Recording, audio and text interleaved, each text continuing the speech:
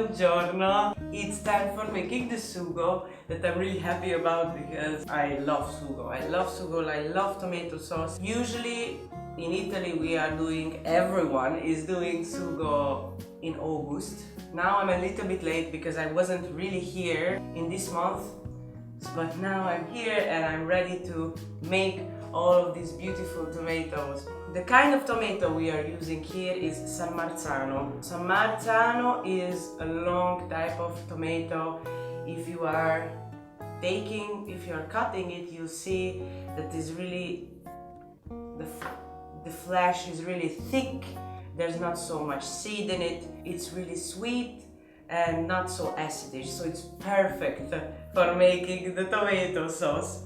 And it smells so good. You can make tomato sauce from other tomatoes as well, obviously, but then you have to take care. Maybe you have to add a little bit of sugar if the tomato is more acid, or you have to cook it more because it's really liquidish. So I really recommend, all Italy is recommending to buy or grow this kind of tomato in your garden and make your sugò.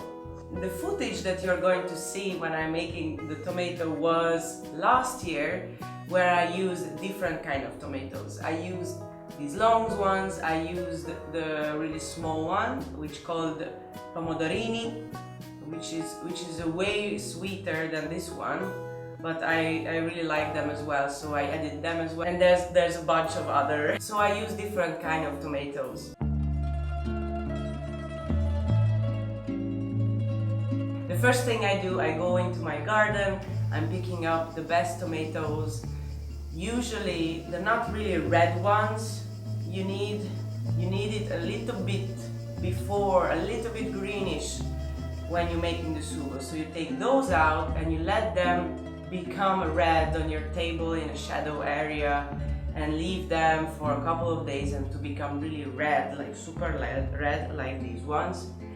And when that is done, then you take out the ones that are kind of dead or doesn't look really fresh, and then you throw those out into your bio trash. Then you bring all the fantastic, beautiful tomatoes inside. I'm washing all the tomatoes really clean, so there's no soil on it anymore. And then I start to cut them. I cut them to little pieces and then I put them into the pan, and then I start the cooking process. Now here you can do different things.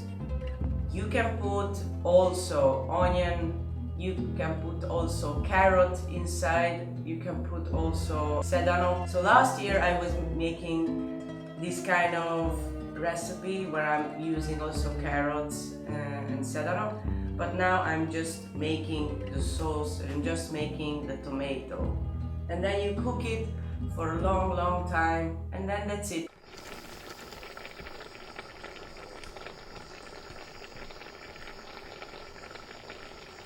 And then I'm using this fantastic machine that I love so much.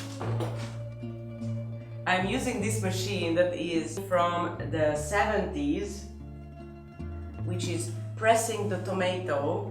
So where you press the tomato, so you don't have the seeds inside, you don't have the skin inside. Also with the carrot and stuff, you just have the pure sauce. And then you can press it with basilico, so it's already have some basil taste in it, so it's going to be perfect. So when you are done with that, that is also a long process to squeeze everything inside. You can put them into jars. And once you put them into jars, and then all of them are finished, you close them, you put them into the pan. You put water in the pan so they all the jars are under the water, and you boil them at least half an hour, 1 hour. This is the process of taking it away for the whole year until you have again fresh tomatoes from your garden. So basically that's it. I hope I didn't left out anything, but that is it. So I really hope that it was helpful and you enjoyed the video. So buon appetito!